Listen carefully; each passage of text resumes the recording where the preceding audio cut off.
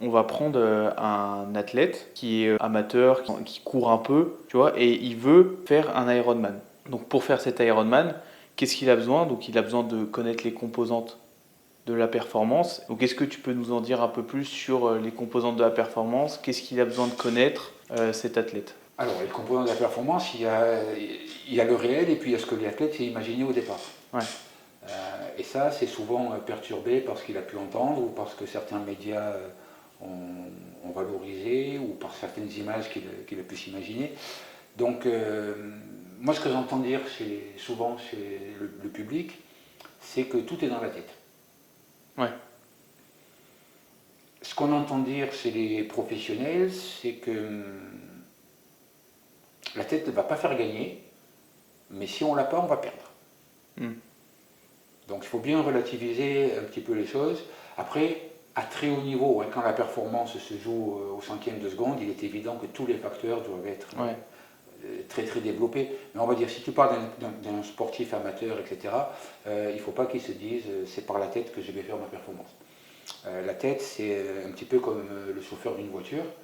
Il peut avoir l'envie d'accélérer, de freiner, de tourner, etc. Mais si la voiture ne tient pas la route ou si elle n'a pas la puissance, il ne fera pas la performance qu'il estime. Mais s'il y a pas le conducteur dans la voiture, elle avance pas non plus. Alors, il faut un conducteur. Ouais. Hein. Donc il y a un moment où, bien évidemment, Mm. mais il faut qu'il y ait une voiture aussi. Ouais. Donc moi, mon job, c'est la voiture. Ouais. Et j'ai bien envie de dire que même si on raisonne à l'échelle de la voiture, c'est plus le moteur que le châssis. Ouais. Le châssis, c'est plus le boulot des préparateurs physiques, on va dire.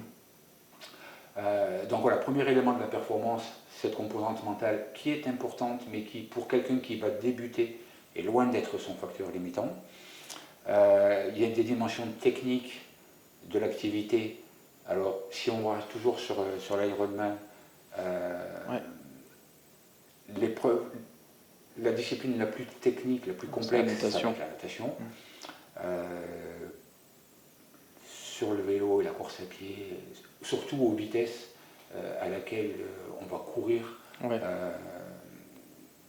j'ai envie de dire que la dimension technique, elle n'est pas Ouais. fondamentale. Oui, parce que c'est un plus sur tout ce qui est technique de vélo et technique de course à pied, parce qu'on sait qu'il y a des techniques de course à pied. Voilà. Ça, mais il y a des techniques de course. Alors, la technique, ça va rentrer en jeu à partir du moment où on a encore les moyens physiologiques de le faire. Oui, parce que si t'es mort, Quand on court à 6 km, enfin à 8 km/h, Ouais. voilà. Ouais. La différence, elle ne va pas trop se faire sur ça. Ok. Donc voilà, il y a ces éléments-là. Et puis après, bon, alors bien évidemment, il y a la partie physique, physique au sens mécanique, la résistance à la douleur, la résistance à tous les petits bobos qui vont être cumulés par l'activité, par la fatigue, l'environnement aussi, ça va perturber, la chaleur, ce genre de choses. Et puis après, il y a ce que peut faire l'organisme. Donc c'est la partie qui est à la base. J'ai envie de dire que si on prend l'image d'une construction, on est au niveau des fondations. Ouais. Et au plus on aura des fondations solides, au plus on peut espérer construire un projet viable, qui soit remarquable. Ouais. Ok. Et donc, est-ce qu'il y a d'autres composantes ou c'est vraiment les principales Alors après, on peut les séquencer. Oui. Si on reste sur une composante, prenons l'exemple d'une composante technique, tu as 3 disciplines, dont 3 techniques. Ouais. Sur une composante physique, il y a une partie de gabarit qui rentre en jeu, il y a la souplesse articulaire, il y a la robustesse, entre guillemets, des structures corporelles qui rentrent en jeu. Sur le plan physiologique, oui, il y a l'activité cardiaque, pulmonaire, métabolique, les facultés de récupération. Voilà, on peut toujours arriver à séquencer de plus en plus. Et il est évident qu'il faut passer par là. Et il faut passer par là. Et lorsqu'on est dans la construction d'un entraînement, il faut remettre les choses dans l'ordre. Alors, je vais prendre l'exemple des efforts aérobies, parce qu'aujourd'hui, il y a beaucoup de technologies qui contrôlent ça, notamment l'activité cardiaque. Prenons l'exemple de l'activité cardiaque. La tendance est de définir un maximum et d'appliquer des coefficients à un maximum. Ok. Par exemple, on s'entraîne à X% de la fréquence cardiaque maximale, ou à X% de la puissance maximale aérobie, ou à X% de la VO2 max, par exemple. Or, ces paramètres, biologiquement, ils ne sont pas satisfaisants. Ils ne sont pas satisfaisants parce qu'ils sont eux-mêmes la conséquence d'autres paramètres. Ok. J'ai envie de dire, toujours si on prend une construction ou un moteur, puisqu'on parlait de voiture tout à l'heure, on a tant de chevaux ou tant de vitesses atteintes par la voiture. Mm. Ce qui est important, c'est quelle est la cylindrée, combien il y a de cylindres, combien il y a de soupapes par Est-ce qu'il y a de cylindre. l'essence? Oui, quel est le carburant, Ouais, non mais. comment on l'alimente. Voilà, il y a tous ces éléments-là qui font que Ouais. les valeurs maximales sont la conséquence d'une sommation de choses. Oui, parce que le problème, c'est qu'on prend un seul élément et on le sort un peu des autres éléments de performance C'est ça. Alors, qui font ça. Donc c'est. il y a une légitimité historique à ça, hein, dans la manière où la science Ouais. a découvert les choses et dans la manière dont on les a compris. Il y a eu des erreurs aussi, hein, d'interprétation, et puis on les a corrigées. Donc voilà. L'autre élément aussi, c'était que on a d'abord voulu trouver des solutions de masse plutôt que de trouver des solutions individuelles. Ok. Voilà. Et lorsqu'on cherche vraiment des solutions individuelles, on s'aperçoit que toute une série de données que l'on a proposées, alors ça a été d'abord les militaires, hein, puis après ça a été dans le milieu sportif, etc. Mm. Toute une série de méthodes, de tests d'évaluation, etc., ont perdu de leur intérêt parce que globalement, quand on fait une moyenne Oui. sur des populations, on a quand même plus de gens différents de la moyenne que de personnes Qui sont dans la moyenne. qui ressemblent à la moyenne. Ouais, ouais. Donc au final, ceux qui sont dans la moyenne, eh ben, ça leur réussit bien. Mm. Hein. Tous les autres, ça passe un petit peu à côté.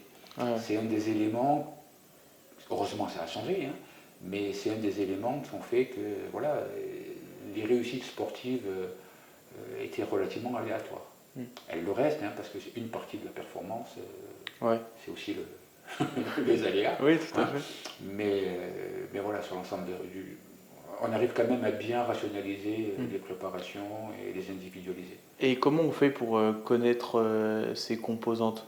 Parce qu'il y a toute une partie composante technique où c'est plutôt, là on a besoin d'un coach pour faire ça, mais après toutes les composantes physiologiques, comment on fait pour connaître les nôtres? Est-ce qu'il y a des tests à faire? Est-ce qu'on parle souvent du test VO2 max?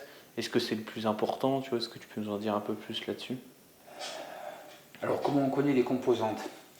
Euh, tu as fait allusion là, aux composantes de performance au plan technique par les coachs. C'est évident. Mm. Mais aujourd'hui, il y a beaucoup de personnes qui coachent à distance. Mm. Et coacher à distance des choses que l'on ne voit pas, Ouais, c'est compliqué. personnellement, ça me paraît assez compliqué. Mm. D'accord? Corriger des gestes, corriger des choses. On peut donner des intentions, hein, on peut donner des Ouais. conseils qui vont être d'ordre général et qui tiennent la route. Hein, mais voilà, il faut quand même admettre qu'il y a un certain nombre de limites. Ouais, tout ce qui est la partie technique, c'est vrai que c'est mieux d'avoir coach en présentiel. Il faut au moins voir les choses que l'on cherche Ouais. à corriger. Hein, et voir comment la personne cherche à les corriger, parce qu'entre ce qu'on lui demande et ce qu'elle va réaliser, Oui, il y a une il différence. y a parfois des différences et comment dire, une incompréhension ou une Mm. incompétence à réaliser qui existe. Ouais. Et c'est tout le talent des entraîneurs, justement, d'y veiller et de Ouais. corriger leur communication et leur instruction pour que les choses se passent au mieux. Après, sur le plan biologique, oui, sur le plan biologique, il faut savoir ce qui se passe dans l'organisme. Donc, quels sont l'impact des facteurs limitants au niveau musculaire, au niveau cardiaque, au niveau ventilatoire. Et ça s'évalue par des tests. Alors, le test de référence, c'est quand même d'aller dans un laboratoire, un petit peu comme l'équipement comme on a ici, hein, puisque là on est dans la salle d'ergométrie. Ouais. Donc on fait des relations entre ce qui se passe au niveau d'un effort que l'on impose, des répercussions métaboliques et les répercussions musculaires, et les répercussions cardiaques et pulmonaires de ce qui se passe au niveau musculaire. Juste une parenthèse, c'est quand même le muscle qui commande le cœur et les poumons. contrairement à ce que beaucoup de technologies nous font croire, le cœur, il obéit. Ok. Il ne commande pas. Ouais. Voilà, donc petite parenthèse. Donc voilà, les évaluations, l'idéal c'est de les faire en laboratoire. Parce qu'en laboratoire, on peut imposer un protocole d'effort, et un protocole d'effort qui gère à la fois des évolutions d'intensité, des durées de fatigabilité et des inerties. Parce que l'organisme, par exemple, le cœur ne réagit pas à la même vitesse que la cellule musculaire. Et que donc, très souvent, il n'y a pas de lien. Enfin, lorsqu'on est hors de laboratoire, c'est compliqué d'avoir des liens entre les intensités d'effort et ce qui se passe dans l'organisme. Donc ça, c'est un premier point. Les autres éléments d'évaluation, il y a des questionnaires qui sont performants, qui permettent de bien anticiper, de bien évaluer. C'est souvent une première étape. Et c'est une première étape qui est souvent plus performante qu'un test de terrain. Ah, ok. Parce qu'un test de terrain, rentre en jeu la motivation, la manière dont la personne va le réaliser. Ouais, et puis l'état au jour J à laquelle il le fait. L'état au jour J, bien sûr, mais ça, lors d'un test de laboratoire, ça existe aussi, à part qu'on a des éléments pour éventuellement corriger. Hein. Mais oui, la notion de par contre, un test de terrain, on peut le refaire plusieurs fois, c'est facile à refaire, donc à la limite, pourquoi pas le faire plusieurs fois et puis tirer une valeur moyenne ou la meilleure, enfin, selon comment on a envie, c'est une solution aussi. Il y a des tests de terrain qui se font maintenant avec mesures biologiques. Ok, ça consiste en quoi? Par exemple, d'avoir des appareils comme au laboratoire, mais qui soient ambulatoires. Et donc, la personne va aller sur son parcours et on va mesurer sa VO2, peut-être la lactatémie, etc. Ça a un intérêt, mais j'ai envie de dire c'est complémentaire au test de laboratoire, ça ne peut pas le remplacer. Ouais. Parce que il faut toujours être capable de relativiser, de relier ce que l'on observe au niveau biologique à un effort qu'on est en train de produire. Or, quand on est en milieu ouvert, c'est-à-dire incertain, on va dire, c'est-à-dire sur une route, un endroit où il y a des variations de relief, des variations de conditions météo, etc., il y a beaucoup d'éléments qui perturbent. Et au final, on ne sait pas trop à quoi reprocher ce que l'on a observé. Okay. Par contre, dans certains cas, lorsque l'on prépare une performance, c'est intéressant d'aller in situ, regarder ce qui se passe dans la simulation de performance, pour ensuite proposer des stratégies qui vont permettre d'optimiser, on va dire, la gestion de l'effort chez l'athlète. Mais voilà, ça reste quand même réservé à des élites, ce genre de choses. Bien évidemment, il faut du matériel, il faut des compétences. C'est ça. Voilà, donc ça reste réservé. Ouais, le proposer à du grand public, c'est compliqué. Je ne suis pas sûr que ce soit rendre service. Ouais, c'est compliqué, c'est pas forcément utile parce que. Alors, je ne connais pas les coûts, parce qu'il y a toujours un rapport, qu'est-ce que ça a coûté par rapport à. Et quel bénéfice on en tire. Mais je pense que la priorité, c'est quand même le laboratoire quand on peut. Et si on ne peut pas, première étape, chercher certains questionnaires qui sont parfois très simples et très perturbants tellement ils sont... Tu as des questionnaires peut-être à proposer aux gens qui peuvent faire... Oui, on pourra mettre en ligne un ensemble de questionnaires. Parce que c'est vrai que c'est souvent la chose qui ressort, parce que ça coûte souvent un peu d'argent. Ça prend souvent un peu de temps, on n'a pas tous des labos à côté de chez soi, donc c'est vrai que c'est souvent la problématique qui revient pour les tests VO2. Donc sur cet élément-là, la manière de contourner, c'est le questionnaire. Le premier degré, on va dire, c'est le questionnaire. Après, il y a les tests de terrain. Alors je pense par exemple à ce qui est vulgarisé sous le terme de FTP, ce genre de test sur 5 minutes ou sur 20 minutes, enfin avec un ensemble de calculs derrière. Bon. C'est complémentaire à un test de labo. Est-ce que c'est vraiment utile? Alors, il faut comprendre que ça a été proposé la dimension scientifique derrière, elle est secondaire. C'est vraiment une dimension commerciale qui a justifié ça. Parce que les industriels qui vendent des capteurs,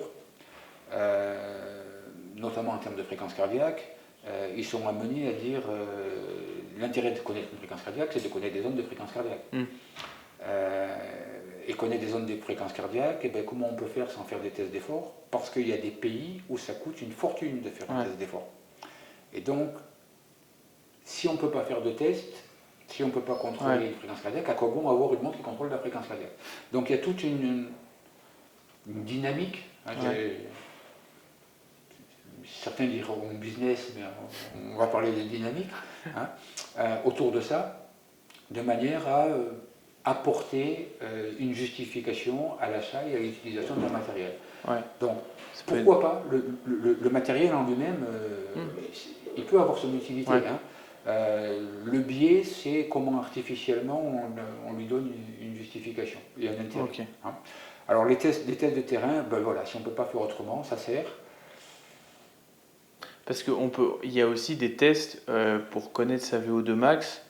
J'ai vu sur YouTube un test où tu fais un truc en 12 minutes, je crois, et tu peux connaître ta VO2 max, mais après c'est avec un système de calcul. Oui, après, le problème, c'est que est-ce que tu penses que c'est vraiment précis, ou est-ce que c'est toujours la même chose, c'est toujours avec une moyenne, du coup... Oui, bien sûr, c'est dérivé d'une moyenne, de données expérimentales qui datent. Enfin, je ne vais pas revenir dans l'histoire, mais j'étais étudiant, on faisait déjà ça. Ça fait longtemps que je suis plus étudiant. Voilà, donc aujourd'hui, oui, on peut utiliser ça quand on n'a pas d'autres valeurs. Ça s'utilise encore, je ne sais pas, à l'école, parfois dans certaines professions où on fait des tests, je parle des pompiers, probablement certains militaires, etc. Ça aide à classer des populations, à avoir des niveaux, mais voilà, c'est très différent d'évaluer une population d'évaluer un individu. Et d'évaluer un individu. Okay. Et on ne peut pas proposer à un individu quelque chose qui est issu d'une donnée qui provient d'une population. Alors parfois ça se ressemble, mais souvent c'est différent. Mais le problème c'est qu'on ne sait pas si la personne en fait elle est dans la moyenne ou pas. Donc c'est ça le problème. Donc tu nous dis que le test primordial à faire c'est le test en labo, donc le test VO2 max, soit sur un vélo, soit sur un tapis de course. De toute façon, c'est équivalent dans tous les cas. Pour quelqu'un qui fait du triathlon. Oui, qui prépare un Ironman, on est toujours là-dedans. Et est-ce qu'il y a, complémentaire à ce test-là, tu nous as parlé de test terrain, est-ce qu'il y a d'autres choses? Est-ce que nous, tu nous avais pris la masse grasse pour avoir tout ce qui est ça? Est-ce qu'il y a d'autres choses? Peut-être, je ne sais pas. Alors, il y a d'autres tests? Alors, bon, la masse grasse est un élément important, mais c'est un élément important lorsqu'on fait un test. Parce que l'intérêt, c'est pas d'avoir une valeur de VO2 max, et même une valeur de VO2, parce qu'il n'y a pas que la VO2 max qui rentre en jeu, c'est d'avoir une valeur de VO2 par rapport à la quantité de muscles qui participent à cet effort. Alors il faut bien avoir à l'esprit, c'est quelque chose qui est relativement rare aujourd'hui comme information, mais on peut exprimer la VO2 en plusieurs unités. On peut l'exprimer en millilitres par minute. Et donc là, c'est un indicateur de performance. On peut l'exprimer en millilitres par minute par kilo.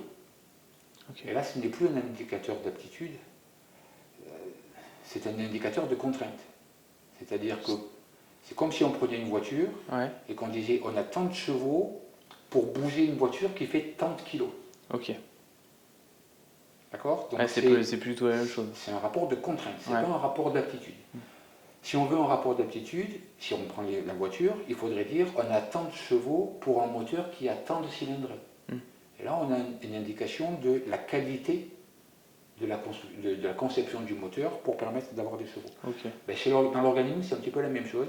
Il faut arriver à calculer combien on a de VO2 par kilo de masse qui participe à la consommation d'oxygène.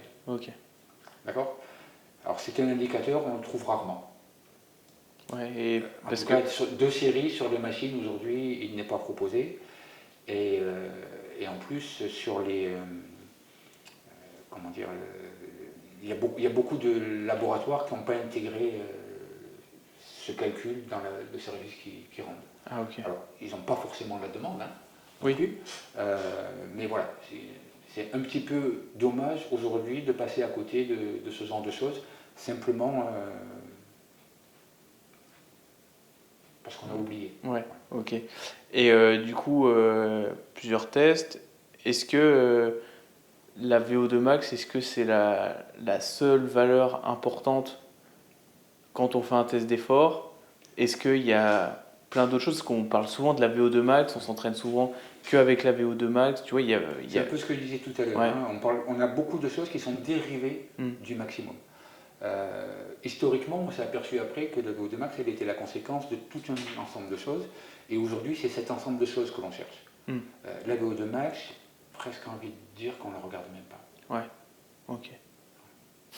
Presque envie de dire qu'on la regarde. Ah, Pour des disciplines telles que le triathlon. Hein. oui, oui, Tu on me est dis, toujours dans... un athlète qui fait du 1500, je ne vais pas te parler de la même manière. Ouais, ouais. Hein. Sur un footballeur ou un basketteur, je ne vais peut-être pas te parler de la même manière. Hmm. Mais il faut avoir à l'esprit que voilà, la VO2 max, il y a beaucoup de choses à l'intérieur et il y a des choses qui ne sont pas forcément intéressantes lorsqu'on fait du triathlon. Donc il y a des éléments qui sont plus pertinents au niveau des métabolismes énergétiques, la part des sucres, la part des graisses, l'équilibre entre le sucre et les graisses, Ouais. leur participation, à quel moment un substrat est remplacé par l'autre, Ouais, ouais. quelle est l'économie énergétique justement. Alors, économie énergétique et ensuite économie de sucre, qui est encore autre chose, selon les niveaux d'effort. Tout ça, voilà, dans ces disciplines-là, j'ai envie de dire que à partir du moment où l'épreuve dépasse 2 heures, Oui, la VO2 max sert plus à rien. alors Enfin, c'est déjà bien avant, hein, ouais, ah mais ok. à partir du moment où on a une épreuve qui dépasse 2 heures, c'est vraiment les facteurs métaboliques, sur le plan énergétique, sur le plan de l'acidité, sur le plan des statuts inflammatoires, enfin ce genre de choses, qui deviennent des éléments Ouais, parce que déterminants. pour des professionnels, c'est vrai que la VO2 max c'est quand même important. Si on prend des triathlètes ou si tu as une VO2 max à 90, c'est toujours, c'est toujours plus avantageux que quelqu'un qui a une VO2 max à 60. Mais c'est vrai que pour des amateurs, est-ce que c'est... Alors c'est plus avantageux qu'il y ait une VO2 max à 90 si par exemple il a des seuils à 75. Ok, Parce que s'il a un seuil à 45, ouais, ça sert à rien. pas grand-chose. Ouais. D'ailleurs, si tu prends aujourd'hui un athlète qui a une VO2 qui va flirter avec les 90 et que tu le mets sur une épreuve qui va durer 7 à 8 heures, c'est pas sûr qu'il soit... Ouais. Avec des adversaires qui ont des VO2 inférieurs, C'est pas sûr il y a qu'il des soit... grandes chances Ok. pour que ce soit les adversaires qui soient devant lui. Ouais. Donc c'est pas pour un Non. sport d'endurance, c'est pas le facteur le plus important. C'est vraiment tout ce qu'il y a autour. C'est quand même important de le connaître. C'est important de le Mais on connaître. en a trop fait sur le fait que c'est la VO2 max qui fait tout le, Alors toute la aujourd'hui, performance. tout à l'heure on parlait des industriels et des machines Ouais. qui parlaient de VMA, FCmax, etc. Aujourd'hui, ils sortent des indicateurs, de plus en plus des indicateurs des évaluations de VO2 max. Ça tient à peu près la route, hein, mais encore une fois, la notion de max n'est pas la notion la plus intéressante sur des disciplines Comme le triathlon. Dès qu'on dépasse 1 heure.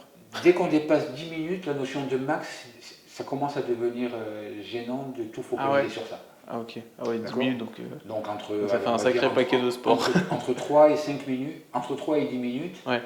là c'est vraiment un des éléments qui est déterminant. Dès que ça dépasse, ça l'est beaucoup moins.